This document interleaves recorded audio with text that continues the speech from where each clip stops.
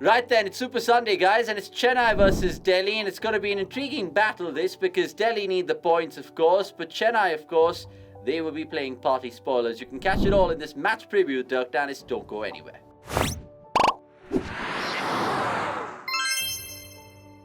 As you can see, I'm wearing yellow, and I'm not supporting Chennai by any means, or am I? Because with RCB involved, you never really know. So let's start this match preview by asking Dirk the important question. Can Chennai on the night play party spoilers and ruin Delhi's chances to get in the playoffs, sir?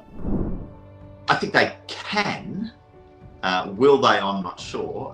It's kind of like a Mumbai Indians situation, isn't it? Mumbai have been poor throughout the tournament, and they have the ability, like any team in the IPL.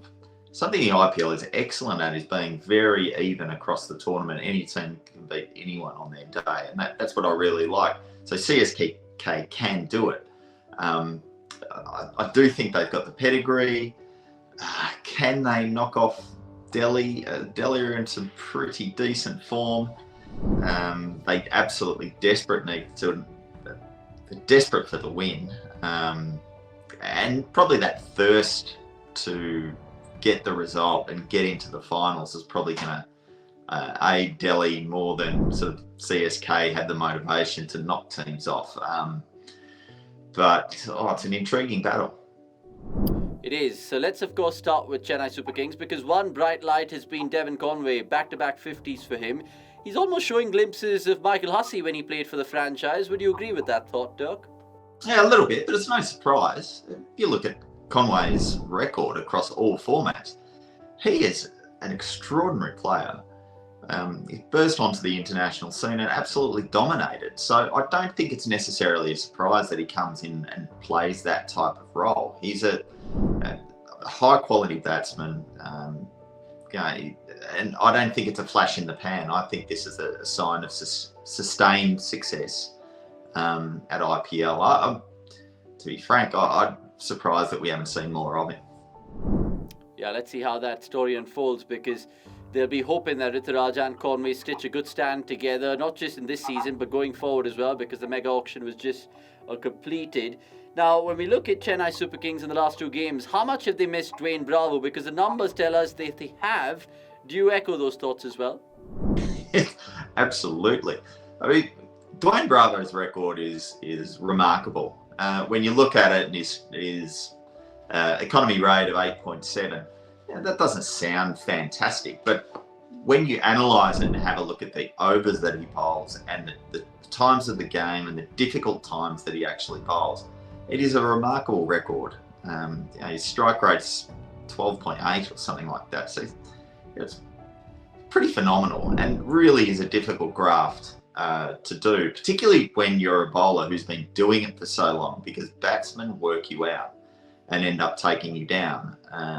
And maybe that's what we're seeing with Pretorius and Mukesh, because they're being found out.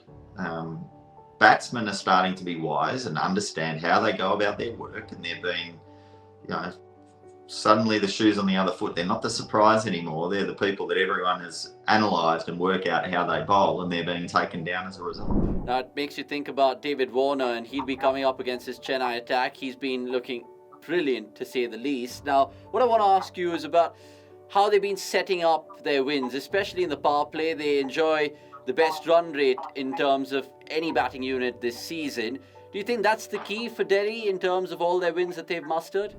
Oh, definitely. If you look at what their strength is, it's absolutely batting. They've got five batsmen. Their top five run scorers are all striking at over 150. That's a pretty impressive track record across the tournament. But then you look at their bowling, and the bowling does let them down. They're leaking runs all over the place. So they've been involved in some fairly high scoring contests. And so, you would hope that your top order in high scoring contests are doing the job. And that's exactly what Dave Warner and the rest of the Delhi Capitals top order are doing. And then the man who follows them is Ravman Powell, who's been exceptional in the last 4 games, all 30 plus scores. We spoke to Nick Knight in the post-match review the other day, and he said that Raman Pearl's just starting to simmer and other teams should be very careful. How important is this man if Delhi have to really make a fist of things towards the back half of the tournament? Yeah, he's kind of been someone who's been, I agree with that term, bubbling along. For an international player who's got an okay average and decent strike rate, he hasn't really faced that many balls. He's faced 118 balls in the tournament. You would hope that he would face a lot more than that when he's that power hitter who can come in. You want to give them more opportunity. So, probably the time is now, and you'd like to see him playing a little bit more. And probably now that he's starting to strike really well, it probably gives those above him a bit more confidence to go out and know that there's a lot of hitting power that's in form behind them rather, that allows them to play with a little bit more freedom. So he is crucial, I think, to their chances. I think it's probably a little bit underrated in that regard. I think his turn of fortune in the last few games has actually been a massive plus for the Capitals. Another person who's been a massive plus for the Capitals is their bowler, which I'll definitely ask you about because you're a left armer, so love picking your brains about another left armer. I'm talking about Khalil Ahmed because his average, Dirk, believe it or not, is 15.7, which has been the best for a pacer who's taken 10 wickets or more this season. What has he done better than the rest, according to you? For starters, he bowls with the wrong hand, which is fantastic. When you're left-handed, you straight away have an advantage. But I think he's been really impressive with his changes of pace and his caginess. His ability to pick the right time to bowl a change-up is what's impressed me. I sit there sometimes when I'm watching the games that he's playing, and I go into my fast bowler mode and think, all right, what would I bowl now? And he actually bowls the ball that I'm sitting there thinking that I'd bowl. I was lucky enough to play a lot of cricket, and that sort of experience came over time. It didn't come straight away as soon as I was sort of into the game, and like he is. So I really like that. He's smart. He's fast enough. He's not lightning quick, but he's certainly fast enough to hold his own. He's had a wonderful tournament. I've really enjoyed watching him, actually. Yeah, he's been the answer in the bowling power play for Delhi Capitals so far. So let's see if that trend continues. Let's get into predictions then for this one. Sunday night, it comes from the D.Y. Patil in Navi Mumbai. Let me just throw in another fun fact for you and the viewers. Now, Delhi Capitals, they won 4 out of 4 games at the Brabant, which is a venue that they don't play anymore this season. The rest of the 6 games, where they've played in different venues, they've just won 1. So, considering that fact, do you think Delhi can get over the line against Chennai, or do you see it differently? I reckon they can.